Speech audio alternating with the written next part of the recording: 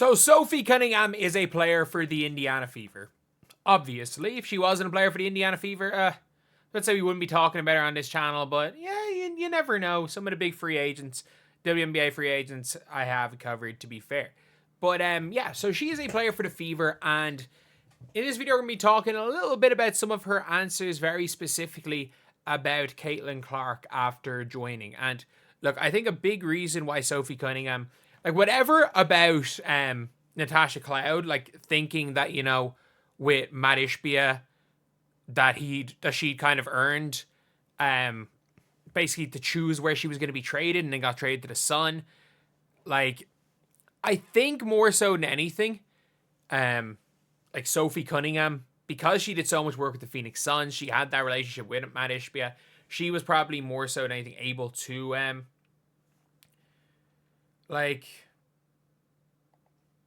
able to decide where she went. And she obviously probably never wanted to leave Phoenix, but at least she went to the one place where she was considering going, because she's smart. She knows that, you know, if she had gotten Caitlin Clark to Phoenix, let's be real, if the Phoenix Mercury had gotten Caitlin Clark in the draft in 2023, and suddenly the Mercury have Caitlin, Diana, Brittany Griner, Sophie Cunningham, Beck Allen, like that's a team. Maybe not a team that had the future of what the Fever were, but that would have been a team that would have looked real damn good last year, especially pre-injuries. But anyway, yeah, so obviously this is what Sophie Cunningham has said when being asked about what she brings to the team, and specifically about Caitlin Clark. Earlier this month that you'd be the Sabrina Carpenter to Caitlin's Taylor Swift.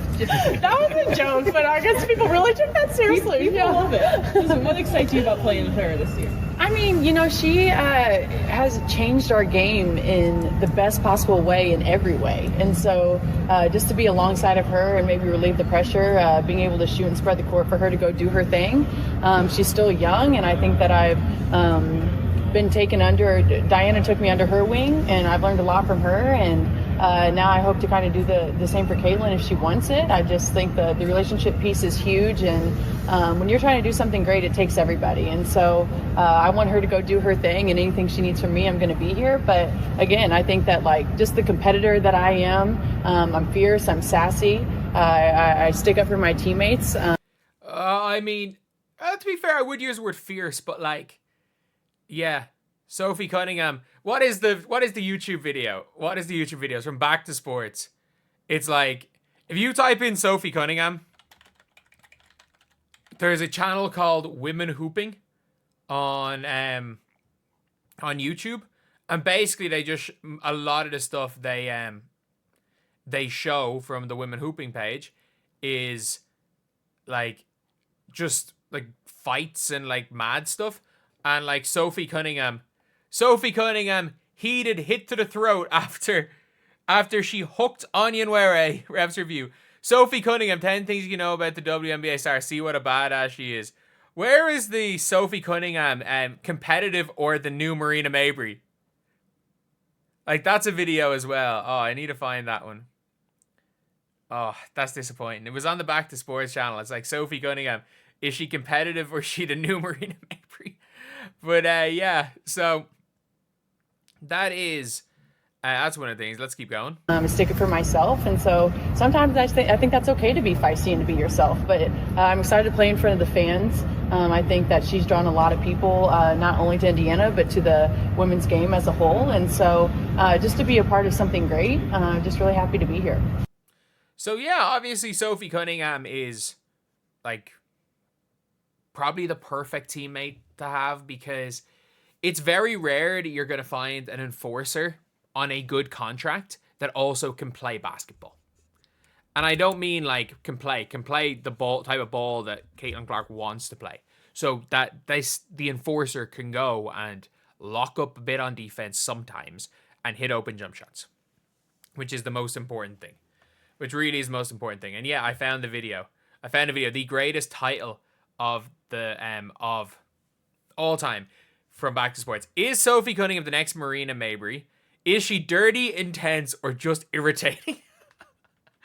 But yeah, like earlier this month? Obviously, her talking about Caitlin, she's been nothing but positive about Caitlin the whole time. Even when everyone was hating on Caitlin initially, Sophie Cunningham had been nothing but positive towards her. So that is one thing. That is absolutely like one thing that they need. Like, Sophie Cunningham is that enforcer.